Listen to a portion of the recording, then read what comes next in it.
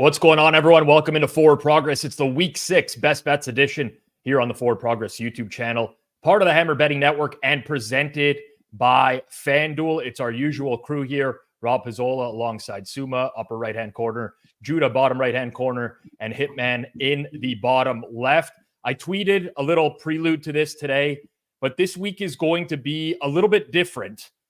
I read all the comments that come in. I encourage you to comment on the show down below, but it seems like there's an appetite for us to cover more games. So we're going to do that this week. We still want to keep it a tight show around an hour runtime, but we'll go through more games here today. You guys let us know down in the comments below if you enjoy the new format. But before we get into it, a quick recap of last week, which was actually kind of like a good week for us here this year. We went 2-2. I think we finished up slightly because of Judah's alternate line, but painful. Like I still am not over the Bengals loss from last week. I don't know that I will get over that at any point this year. Just 3 double-digit leads in the second half. Can't get it done. What are you going to do? Such is life. But overall, not a great season for us. And hopefully we can get it back on track here as the year goes on. But let's get it right into it, boys. And let's start with the London game, or the Tottenham game, whatever you want to call it, between the Bears and the Jags. We all kind of have some sort of opinion on this game. We saw some early market movement towards the Bears on the opener, a little bit of buyback over the course of the last day. Fanduel has us at 1.5 minus 115. Some other books are at 2 right now. Total in the game, bet up to 44.5. Judah, let's start with you here. Bears and Jags. What do you like in this matchup? Yeah, I like Chicago here. I think that should not overreact to last week's game for the Jaguars. Not to say that they don't have that offensive ceiling, but Chicago is an entirely different defense than Indianapolis, at least the Indianapolis version of last week that generated like 1 pressure the entire game. I don't think that's going to sustain itself. And Jacksonville might have a little bit more difficulty, especially dealing with the Chicago pass rush, like Jacksonville, the problems they kind of had in the first 4 weeks of the season. On the flip side, rookie quarterbacks tend to get better. You can use, I'll use EPA here, but I think that you can kind of choose your efficiency metric and it will reveal the same story. Caleb Williams in weeks 1 and 2 went from a negative 0.27 EPA, negative 0.28, and that's like the worst offense in the league. The middle 2 weeks were kind of closer to league average, and then last week he had a much better performance. Now you can say that's propped up by easy opponents, but that's no different than what Jacksonville is, a team that has played a ton of man coverage, which makes you a little bit more reliant on the wide receiver cornerback matchups, and I think Chicago has that advantage as well. All in all, we have a Jacksonville team that I think is upgraded last week, but is an entirely different matchup against Chicago, and a Chicago team that's probably getting better as Caleb Williams develops. Suma, you in agreement here with Judah? Yes, absolutely. I think Bears defense is significantly better. Jaguars might have the worst defense in the league right now, at least in terms of metrics. And I think that the biggest weakness for them is the cornerback group. Montague Brown, Ronald Darby has hit the age curve, and Jerry Jones. It's just not a good cornerback group. They got absolutely shredded in man coverage over the first few weeks. Last 2 weeks, they have played more cover 2, I guess, to put some stress off those cornerbacks. But then the Bears have found their identity in the run game a little bit over recent weeks. So I think that the Bears might be able to run the ball a little bit better against that Jacksonville front. And overall, I think that I agree with Judah. Caleb has improved. I really trust Caleb and those wide receivers to take advantage of that defense. And what's also interesting is that the Bears have arrived in London Tuesday morning, and the Jags are scheduled to arrive Friday morning. That's a 3-day advantage when it comes to adjusting to the time difference, to adjust your body clock. That's been an advantage in London games in the past. And yeah, that's at least something to consider. Overall, I like the Bears at this current number. Hitman, we didn't post the records from last week because we didn't want to give you credit for being atop the leaderboard. We're just not going to do that as long as you remain up there. But you got a couple of looks for this game this week. Early morning game, side and total, couple leans here. Yeah, producer Jason is on my shit list right now. Like, I waited half a year to be on top, and now I don't get my recognition with a stellar 2-2 record. But yeah, I lean towards the over in this game. You know, Chicago on the season was playing pretty fast, but last week was their fastest tempo game of the season. They had a season high 36% no huddle rate. I obviously expect that to keep happening, considering that it was their best offensive performance of the season last week. They're second on the year now in no huddle rate. They're fifth while the games have remained close.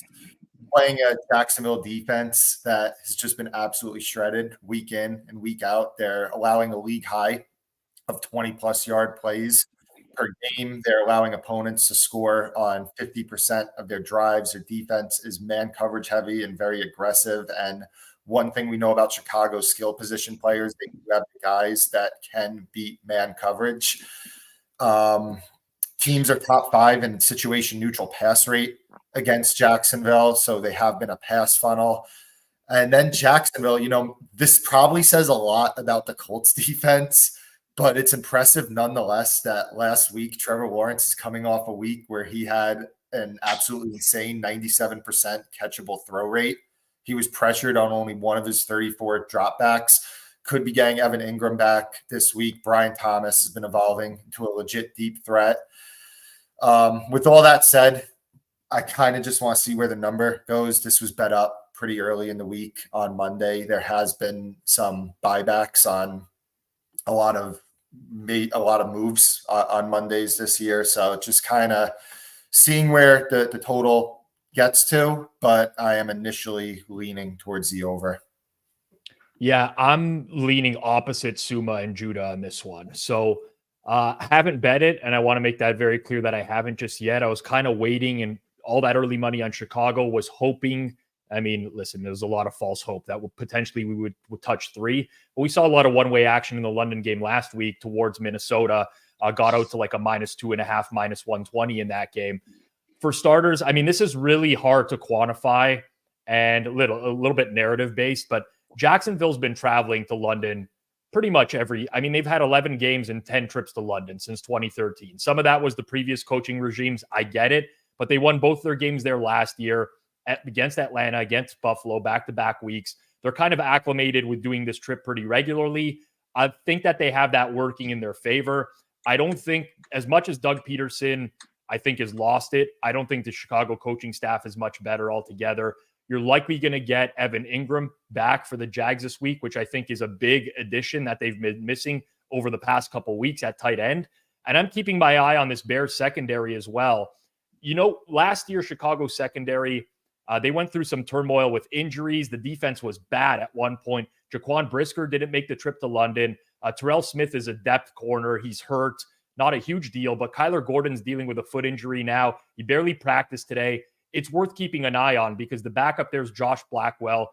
Frankly, he's terrible. You theoretically have a couple corners there that are not Jalen Johnson in Tyreek Stevenson and Josh Blackwell potentially. And I think that gives Jacksonville a matchup advantage in the game in the sense that they're not facing the vaunted Bears defense. So I'm monitoring this as the week goes on.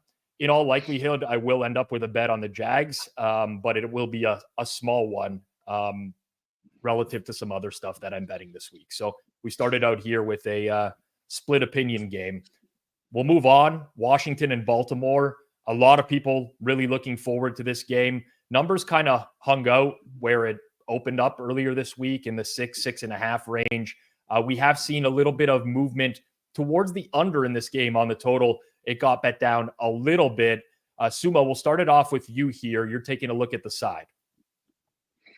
Yes, looking at Washington again, I think 6.5 is still a little bit too rich for my taste. This market number, at least in my opinion, is saying that what we have seen from the Commanders' offense so far this season is to some degree a fluke, and the Ravens' defense will be able to contain them. I think that defenses definitely play Jaden Daniels differently. I think there's, at least on paper, the schematic idea that the Ravens will absolutely sell out against the run. stack the box and really force them to air it out. But then again, the Commanders' passing game, also to the outside, has been working, has been functioning. Jaden Daniels still can still outrun those linebackers in space in the open field. Roquan Smith has not been playing up to his elite 2023 level. So yes, the matchup for the Baltimore Ravens offense on paper is awesome. They should have lots of space in the run game.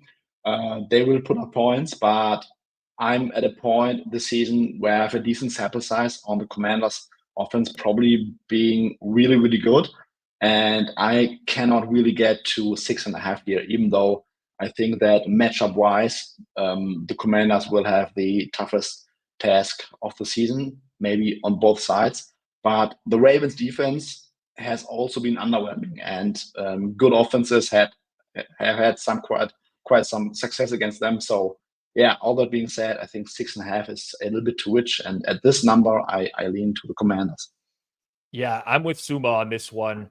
Marlon Humphrey in a walking boot after last week's game as well, something to keep an eye on, because I do think Baltimore is a pass funnel defense right now, and Washington can air it out.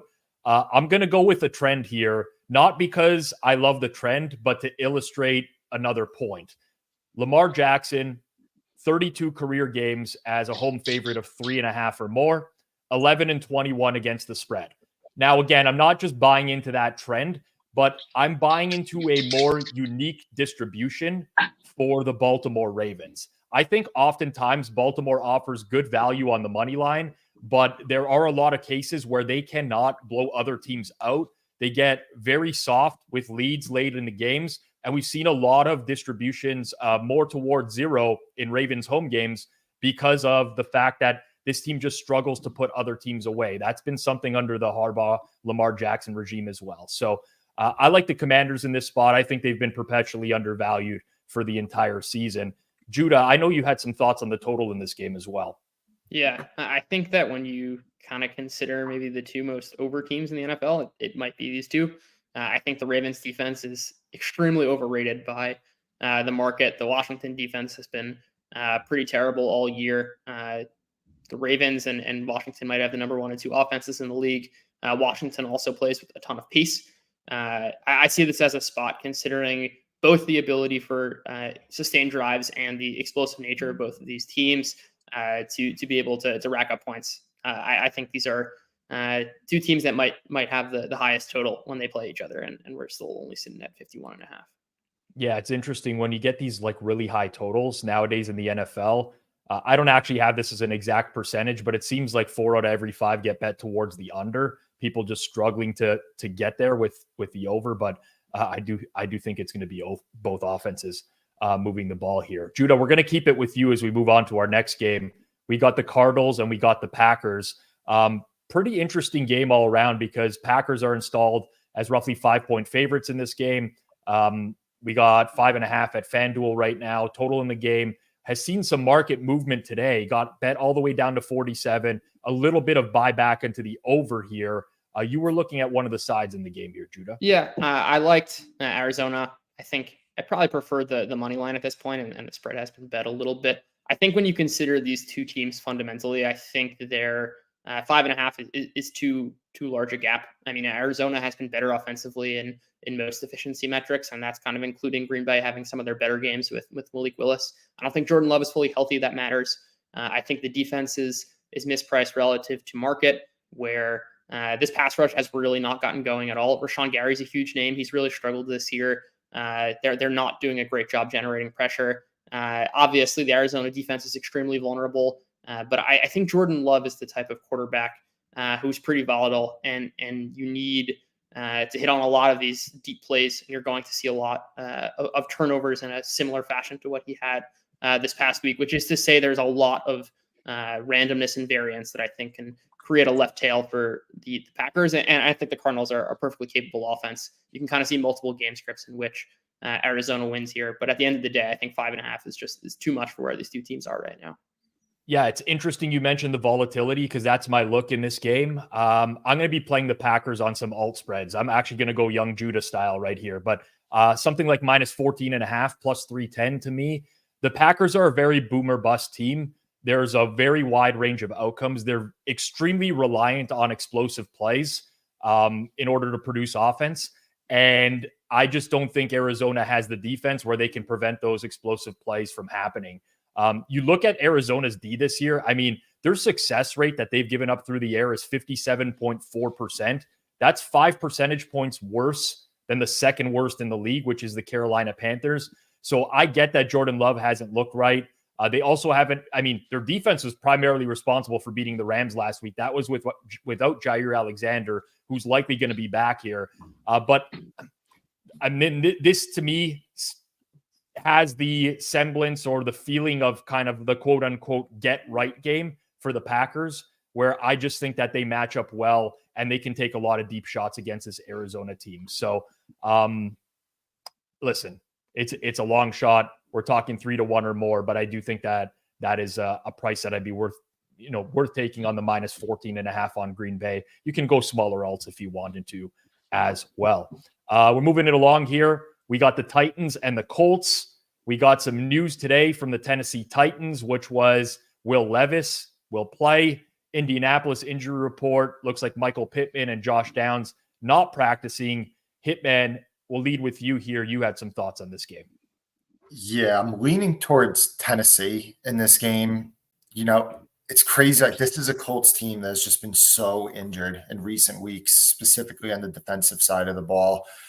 Like, we're just coming a Sunday away from where they closed +4 in Jacksonville. And now you're adding potential injuries to Josh Downs, Michael Pittman. Is Anthony Richardson, like, he practiced today? If he is in, is he actually an upgrade right now on Joe Flacco? Like, I will admit he's higher variance than Joe Flacco. He definitely, I would say, has a higher ceiling than Flacco, but is he better right now? That still, we still don't know that, in my opinion. And this Tennessee team, like, specifically defensively, I feel like has been a little underrated. They're allowing a league low 21 yards per drive. They forced a punt on a league high 50% of opponent possessions. Yes, it was against a weak schedule of Malik Willis, Caleb Williams, Tyler Huntley, and Aaron Rodgers, but it's also a Titans team that, like, without some crazy endings and some crazy turnovers in the first two games, like, we could be talking about them as a 2-2, 3-1 team right now. I did want to kind of cover on some prop stuff. I just had some thoughts on this. Like, the Flacco to Richardson difference in the prop market is so huge when you consider that in Richardson's 3 full games, the Colts have been below average on offensive plays. They've been 7 below average, 8 below average, and 18 plays below average. When Flacco was playing in week 4, they had 3 plays above average. In week 5, that was 8 plays above average. And there's just such a difference for guys like Michael Pittman, Josh Downs. Like, the receptions market is completely different. If there's ever happens to be like an injury in game, like if Richardson's starting and then it's Flacco that comes in, like, these guys on reception markets are completely just flipping.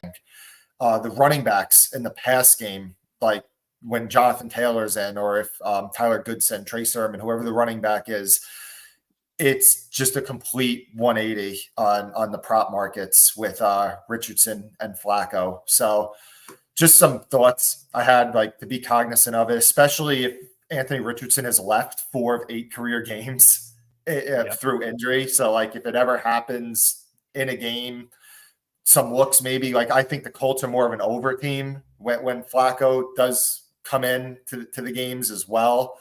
So just some props and some live thoughts that I had on that game. But yeah, I do lean towards Tennessee, especially if this Indianapolis injury report does not look good. And the Titans, obviously, a little bit better of a situational spot coming off a bye. I'm very interested in a lot of the same things as you, Hitman, here personally. I'm going to kind of wait to see this play out. But the Colts injury report has been kind of disastrous for the past few weeks or so. Several key players, their center, Ryan Kelly. We got the injuries at receiver this week, slot corner, Kenny Moore. They're dealing with players on the IR. Jonathan Taylor is a big one in this game, in my opinion. Listen, I don't buy into like the running backs don't matter. I also don't think that there's like they matter in a big way. But you look at Indianapolis, they lead the league in explosive plays. That's because they're number one in the league in explosive runs. And Tennessee's defense is second worst, only to the Eagles in allowing explosive runs. But Trey Sermon is not ripping explosive runs. You need Jonathan Taylor in there. So without him, I think this offense becomes one-dimensional. I've seen some back and forth in the chat here about Flacco versus Richardson. I don't even think it's remotely close right now. I think Flacco is the way better option. I saw the market steam against the Colts when Flacco was announced last week, and that didn't make any sense to me whatsoever. People are entitled to their opinions. Mine is that I want Richardson to play, and I want to bet the Titans in this game if he does play, just because I don't think he's as consistent as Flacco. Flacco leads the NFL in passer rating. He's second in EPA per dropback right now, ahead of Lamar Jackson, ahead of Joe Burrow, ahead of Josh Allen. It's small sample size, but I have a lot of interest in the Tennessee Titans in this game. And depending on how this injury situation plays out, I will very likely be betting them in this one. Before we move on to our next game, football's in full swing. There's no better place to get in on the NFL action than Fanduel, America's #1 sportsbook. Right now, new customers can kick off the season with $300 in bonus bets if your bet wins. Just place any $5 bet and you'll get $300 in bonus bets if your bet wins. Use your bets on spreads, props, live bets, over-unders. We have the to catch a pass market in the live market. There's so much more than that as well. I personally love betting on FanDuel. I think it's a great book for both recreational bettors and sharp bettors. They offer fair limits, especially on props. They have a great rec offering with the amount of things you can bet. So visit fanduel.com/forward-progress. Download America's #1 sportsbook. That's fanduel.com/forward-progress. You must be 21 plus and present in select states. For Kansas, in affiliation with Kansas Star Casino, or 18 plus and present in DC. First online real money wager only. $5 first deposit required. Bonus issued as non-withdrawable bonus bets, which expire 7 days after receipt. Restrictions apply. See terms at sportsbook.fanduel.com. Gambling problem? Call 1-800-GAMBLER or visit fanduel.com/RG. Call 888-789-7777 or visit ccpg.org/chat in Connecticut. Visit mdgamblinghelp.org in Maryland. Hope is here. Visit gamblinghelplinema.org or call 800-327-5050 for 24/7 support in Massachusetts. 1-877-8-HOPE-NY or text HOPE-NY in New York. And definitely utilize those responsible gaming hotlines if you do have issues with staking too much on games and you're struggling because of that. Let's keep it moving along here. We'll go to our first SGP angle of the show today. It's Patriots, it's Texans.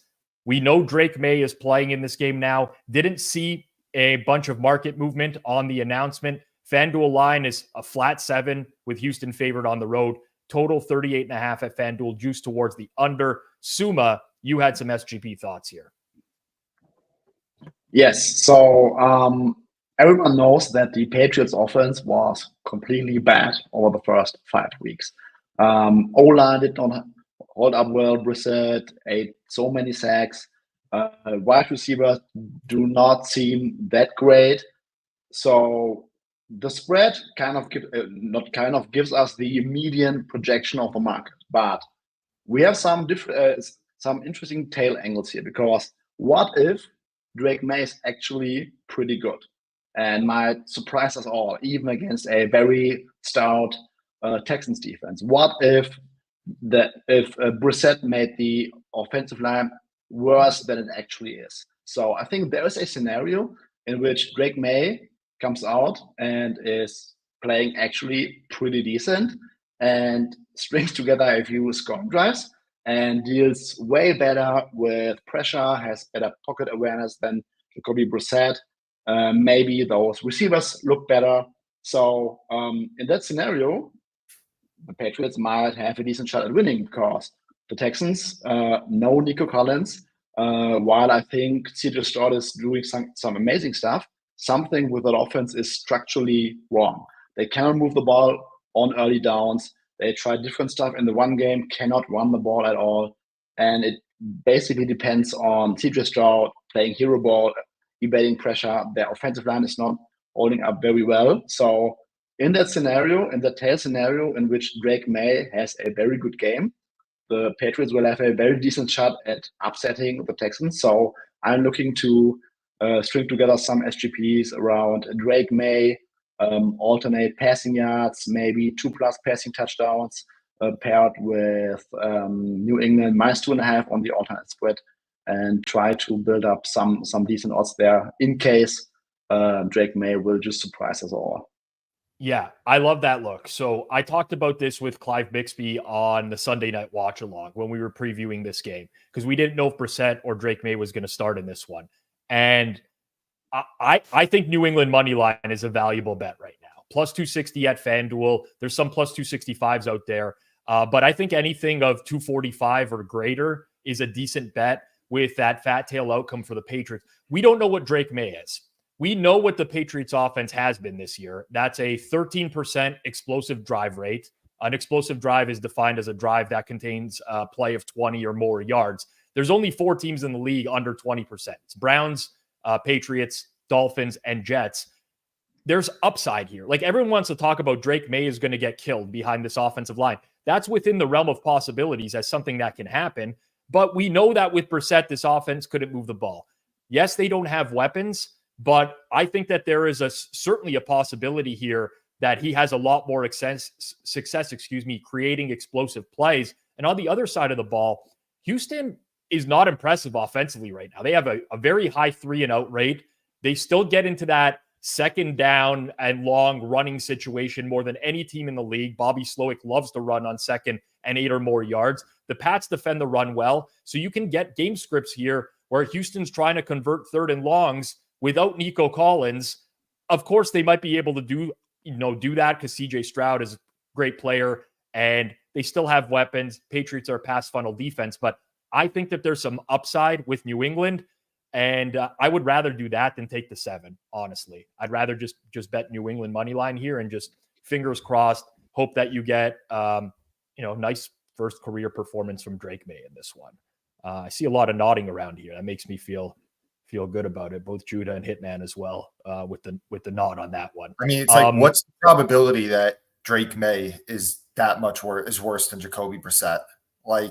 There's just so much more upside with Drake May compared to Brissett. Yeah. I mean, listen, he could suck. It could be a D'Amico Ryans great defensive game plan. That's very much within the realm of possibility. But he did play well in preseason. I'm impressed with him. He's a little bit more mobile. He can make some plays. I'm kind of going that way. I just think that there's the upside there. Judah, you wanted to add? Oh, I would just say I also would totally agree I agree on that analysis and that the money line / alt are the market to hit it, right? Because you're not betting on the median here. We're trying to say there's a lot of mass on this right tail that I don't think this argument works for a +7, but I do think it works for a money line and combining Drake May, SGP, whatever it might be. All right. Well, speaking of some mass on the right tail, we got the Bucs and the Saints this week. Derek Carr is out injured. Looks like Spencer Rattler is going to start this game. Market has moved out quite a bit. Been bet up to 3.5 now at pretty much every spot on the planet at this point. Total in the game is 41.5. And you are the alt king, Judah. So I'll throw it over to you here to talk about this one.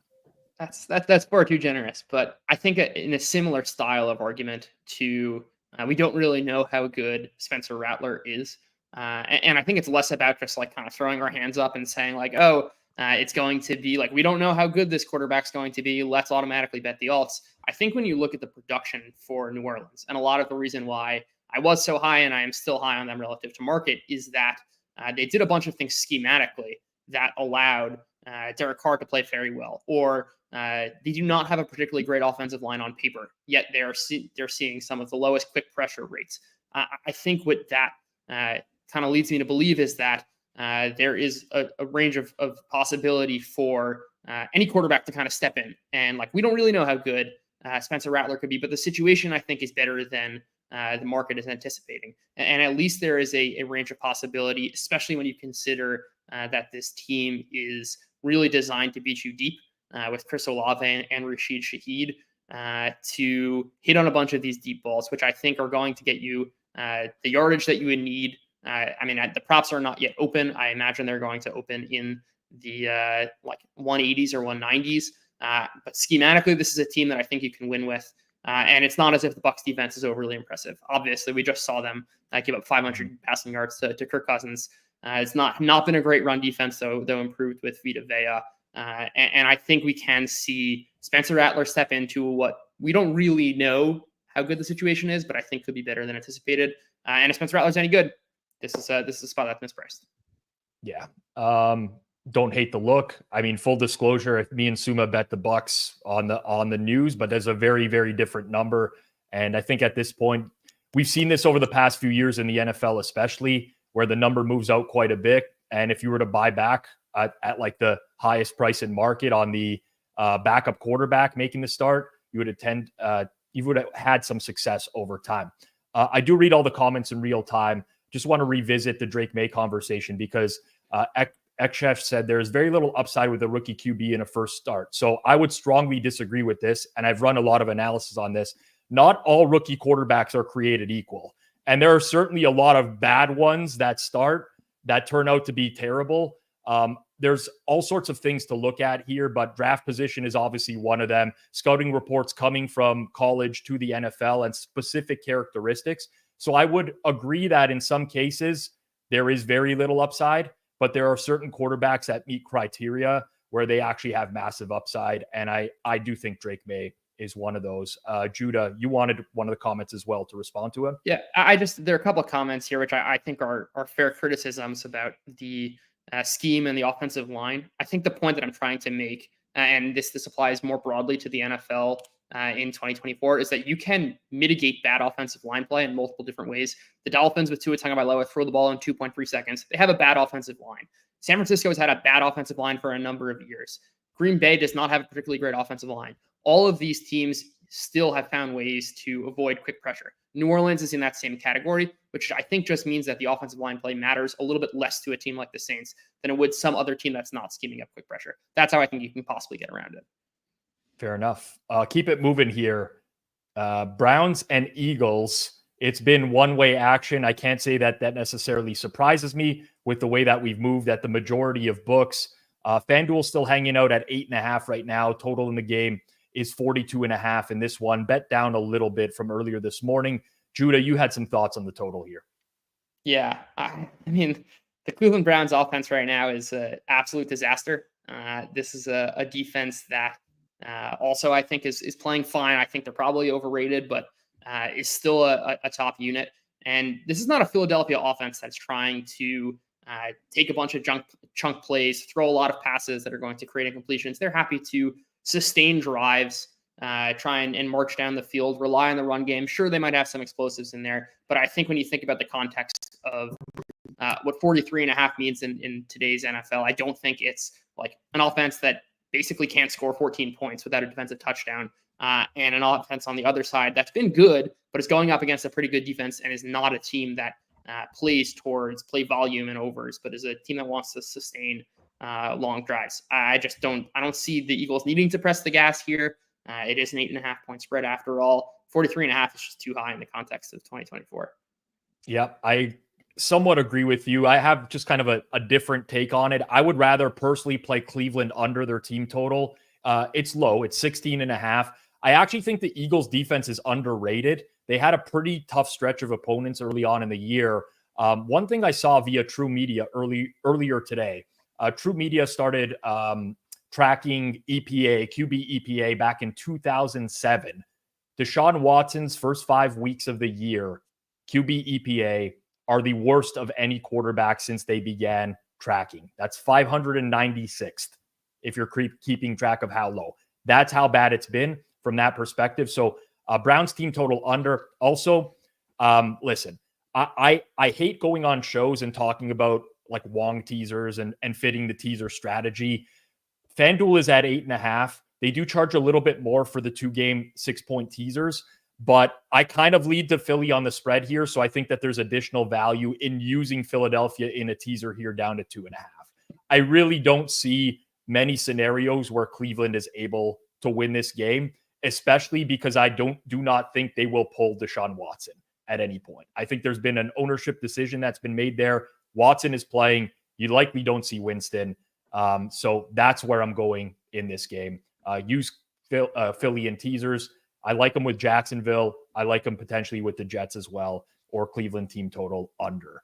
AFC West battle here. It's the Chargers and the Broncos. Lots of back and forth action on this game. In the betting market, different releases, things of that nature. We're hanging out at Chargers -3, -105 right now. Total in the game very low, 35.5.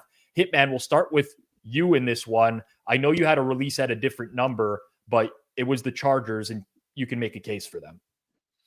Yeah, so a lot of my handicap is that I just believe that Denver is still well below an average team. I mean, this is a team that won 2 weeks ago with Bo Nix going 12 of 25 for 60 yards, all to one wide receiver in Cortland Sutton. Even last week, despite a dominant second half that Denver had, I think that game could have went a lot differently against the Raiders, who kind of dominated the first half. If Gardner Minshew doesn't throw a 100-yard pick six up 10-3 with 1st and goal at the 5 late in the first half, if they could have forced Bo Nix into a negative game script.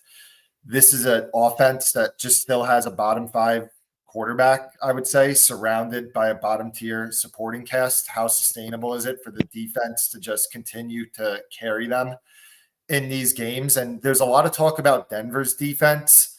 And yes, the Chargers have done this against a very weak strength of schedule for 3 of their games. The one game they actually played a difficult opponent. They did hold Kansas City to 17 points. But this Chargers defense, after 4 weeks, is ranked 2nd in EPA per play and 2nd in success rate. And this is yet again just another bad offense that they're playing like they played in the previous 4 weeks. Situationally, Chargers off extra rest. It does seem like Joe Alt will be back for this game. Bosa and Slater were at least seen on the practice field yesterday, which gives me a little bit of hope that they maybe end up with a questionable tag and they do end up going in this game. But yeah, the handicap for me was pretty much kind of just anti-Denver, that I still have not upgraded them as much as some other people might have in the market.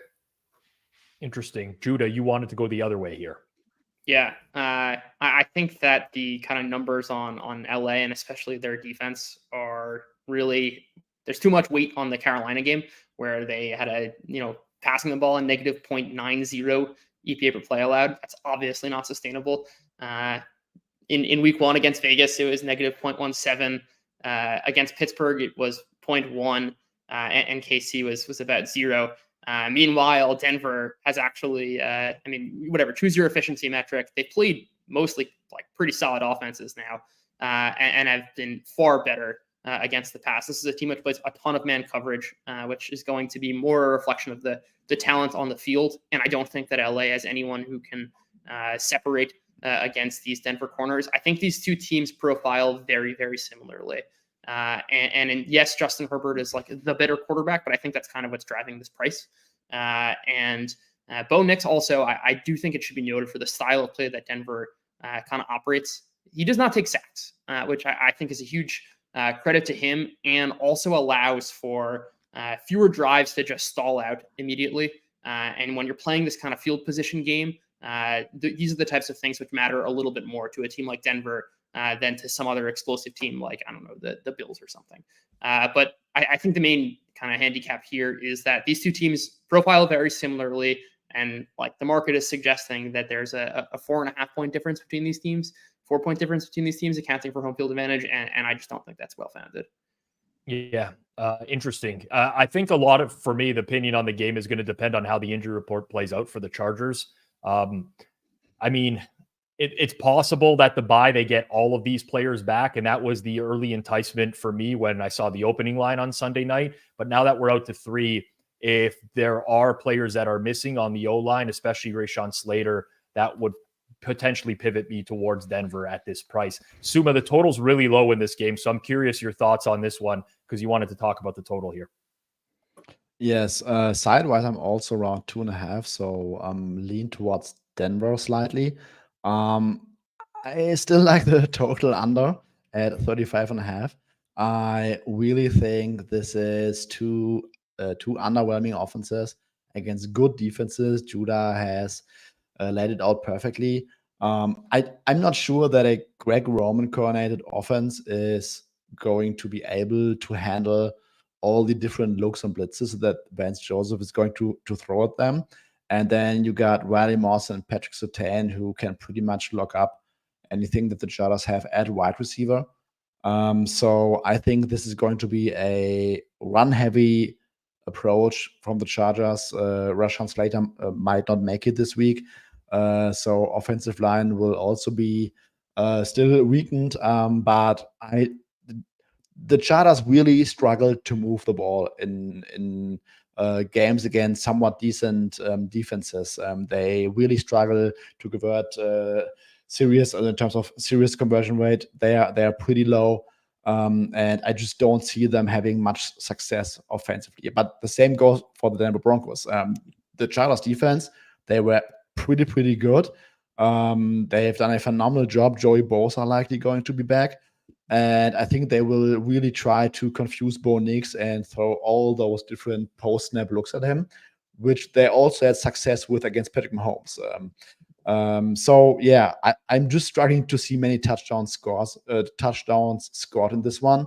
And I think I would not be surprised if this might be a, 17-14 kind of game where we are really looking at maybe more or probably more field goals than touchdowns. Yeah. It's tough because the total's this low, but the Chargers, I mean, they 75% of their drives this year are run heavy drives. That's 5% higher than the Ravens, 6% higher than the Steelers, to put into context. They are by far and away the team that wants to run the ball the most. And then you look at both these offenses, I mean, they're two of the top three teams in terms of 3-and-out rate in the entire league. They're both above 40%. Like, they just don't generate a lot of explosive plays. They'll punt the ball for field position. They do everything that it's a low total. It's a low total, but it's really hard to argue against the under there. My favorite team, the Dallas Cowboys, is in action against the Detroit Lions this upcoming week.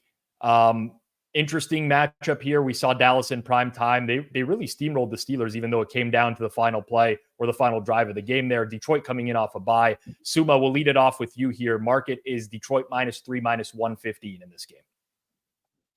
Yes, I like Detroit. Detroit, out of the bye week, they are getting healthy. They had some injuries like Brian Branch. They will be completely healthy, and they will hit a completely banged up Dallas Cowboys defense. The Cowboys are down their top 4 defensive ends going into training camp. We will see guys like Carl Lawson just got signed off the street from the practice squad. Tyrus Wheat, Chauncey Golston will likely get a start at edge. So the Cowboys defense was struggling with Micah Parsons and DeMarcus Lawrence, with those guys. Deron Bland is still not able to be back. And now they're going to be playing against arguably the best offensive line in football. I think that the Lions will do whatever they want on the ground, which also will open up everything else: play action, underneath passing game, all those crossers to Jameson Williams, in routes, slants to Antonio St. Brown. I just don't see many areas where the Cowboys defense can stand pat against the Lions offense. And on the other side, the Cowboys offense completely struggles to score. They cannot run the ball. The offensive line is a little bit banged up. I think Tyler Guyton will end up playing, but the Lions should also have an advantage there in the trenches. They are healthy in their secondary. And with the Lions being able to dominate the game on offense, I think that Dallas will at some point be forced into a bad game script, which makes them very obvious or gets them into obvious passing downs, which should also play to the Lions' advantage.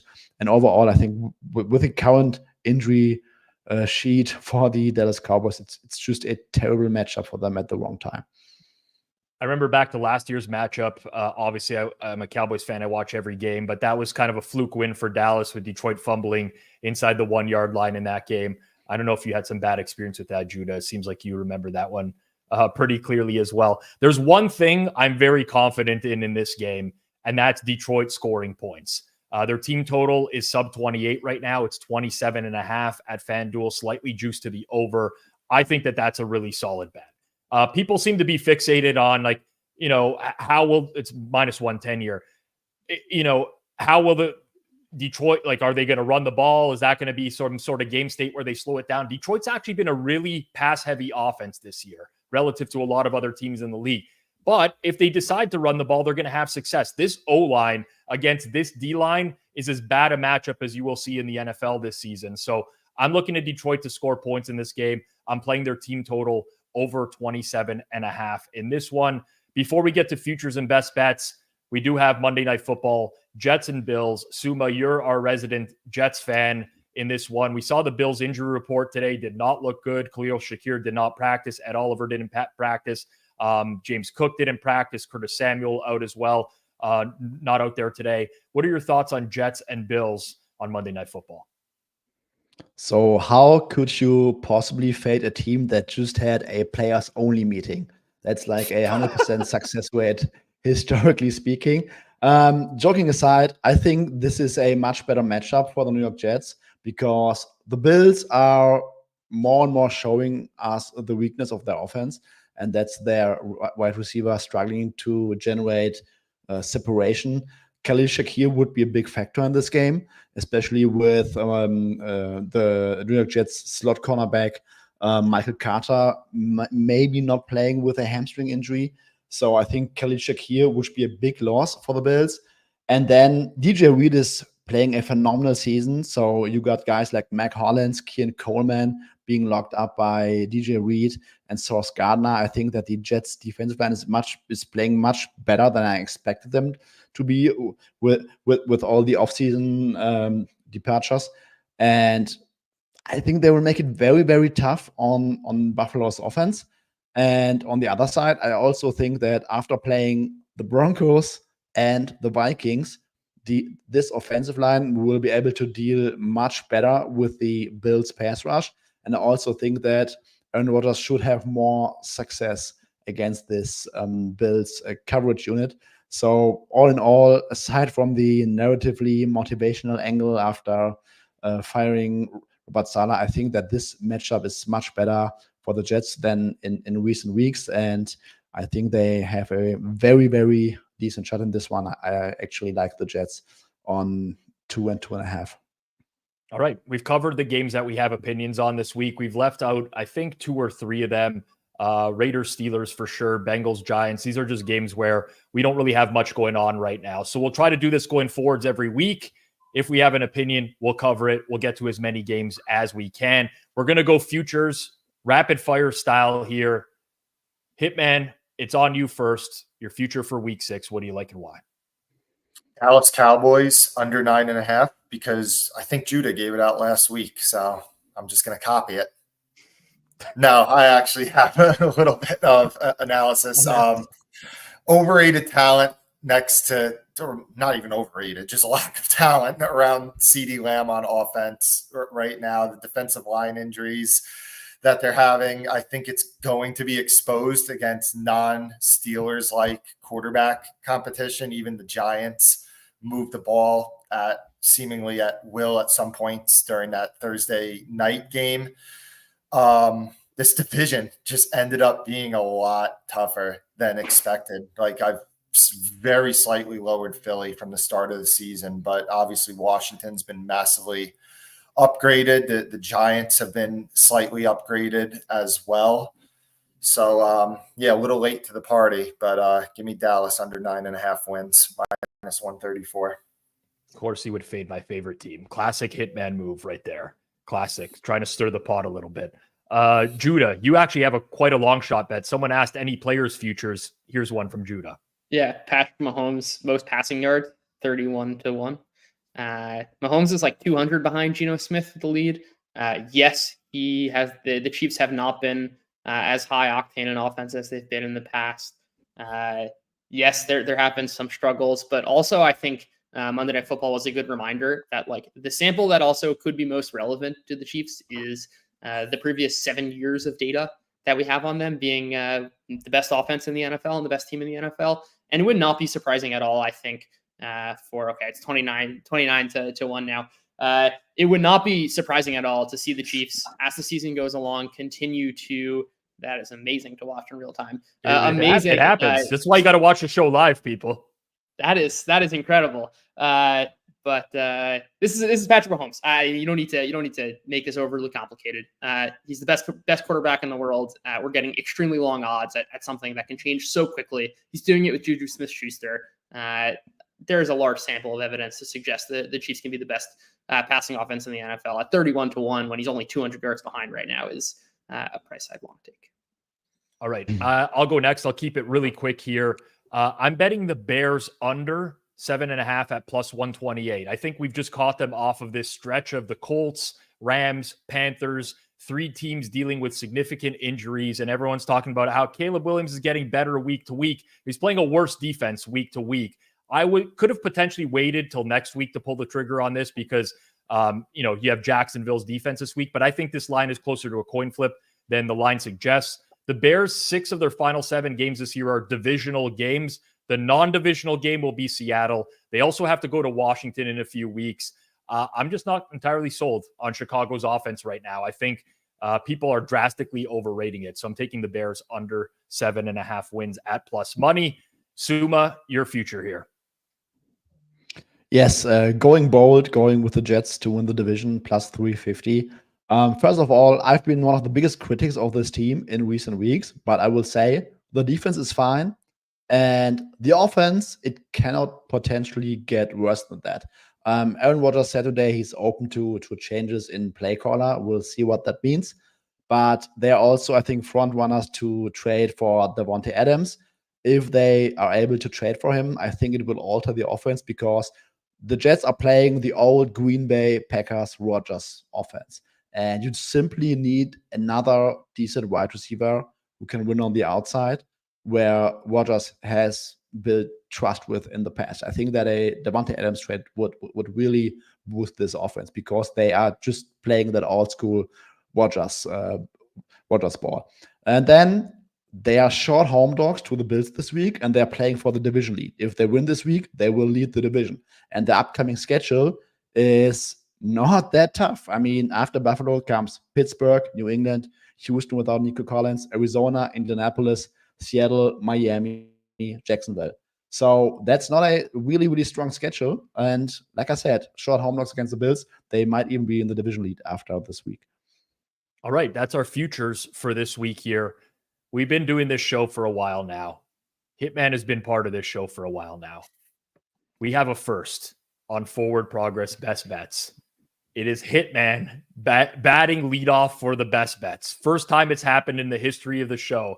So there's so much extra pressure on Hitman with this pick right here. Let it go, Hitman. Who's it going to be? This is the first time I'm going for a winning streak also, right? Or I have another chance for my first. You have another chance to start a winning streak. Yes. Wow, that's really sad, actually, now that I think about it. But floor is yours, Hitman. All right. Atlanta Falcons minus 6.5, minus 102. Shop around. There's 6s, some 6 minus 105s out there. But a lot of this is about the Carolina injuries right now. So much of Andy Dalton's success was getting the ball out quick and getting good protection in recent weeks. Well, now this offensive line for Carolina that they invested in so much this offseason is ravaged by injuries to Taylor Moton and Austin Corbett. Dalton is not exactly what we would call a mobile quarterback last week dealing with these injuries in game. Carolina allowed a 47% pressure rate, and Dalton this year, over a small sample size when pressured, is thrown for only 3.7 yards per attempt and a 47% completion percentage. Also some injuries to some skill position guys. I think Xavier Legette probably ends up going, but Adam Thielen, Tommy Tremble, Deontay Johnson has been on the injury report the past few weeks. Kirk Cousins got back on track, it looks like, after the horrific start to the year. He's now finally, once again, top 10 in EPA per play. His most recent game was the second best EPA per play game of any quarterback this season. Cousins has a also drastic splits between being pressured and not pressured. Carolina's 32nd in pressure rate, and Cousins, when not pressured this year, has completed 73% of his passes, 8 yards per attempt, 6 touchdowns. When not pressured, and then Carolina's defensive injuries like Derek Brown, Josie Jewell, Shaq Thompson out for the year. Clowney is day to day. Like, this is becoming a borderline expansion level team defense. That was the only defense that made Jason's boy Caleb Williams look really good last week. So I was just a little bit closer to 7 on this one. So give me Atlanta -6.5, -102. Hitman trying to build his first winning streak in the history of the show, laying the points with the Falcons on the road in this game. Judah, on to you next. I assume you're going to stick with an alternate market here. Yeah, actually, I really thought of going with a regular -110, but I do think this is the play here. Washington -5.5. We're going to get that at +500. I think kind of the fundamental question for this game is the Washington offense sustainable? If you look at kind of the unpredictable rankings, which has some flaws, but it's also a pretty good litmus test, I think, would say that the Panthers are the 10th best offense in the NFL right now. And kind of my perspective here for especially these sorts of alts is saying, if we were to replay this game in 8 weeks' time, 10 weeks' time, hey, maybe even in the Super Bowl, what would this spread be? And do I think it's going to move closer to, if it's going to make a large move, is it going to make a large move closer to Washington or closer to Baltimore? And I think the answer is closer to Washington. And I think it lies in this how to price the offense, which I think certainly has a possibility of being the best in the league. They certainly have been by any account so far this season. And if not, I think has some real chance to be a top 3 offense. And then when you're talking about points, especially when you have a total this high and offense is this good, I think that it's a lot easier to cover a margin. And if Washington's scoring 40 points, and we covered earlier all the reasons why you might like Washington, then the 5.5 is not that unreasonable. It's really a bet on how good is this Washington offense. And I want to be a little bit early to this. I don't think you're buying at the top, right? This is like some idea that you can kind of pull out of like, oh, they've won, therefore you must be buying at the top. The market's not pricing it that way. The market is pricing them as like the 10th best offense when there's a legitimate chance they're the best offense in the NFL. And I want to be early to that. All right. Well, I'm going to piggyback on that for my best bet this week because I'm sticking with the same game and I'm taking the Commanders on the spread. Listen, this isn't necessarily a fade of the Ravens. I know this looks like the second week in a row I'm going against Baltimore. I had Cincinnati undervalued last week. It just happened to be the Ravens' opponent. I think Washington is still undervalued by the market in general. I don't know exactly why. It could be that people are stuck on Jaden Daniels' priors where they thought he was going to be worse than he is, and they're not ready to buy into this offense altogether.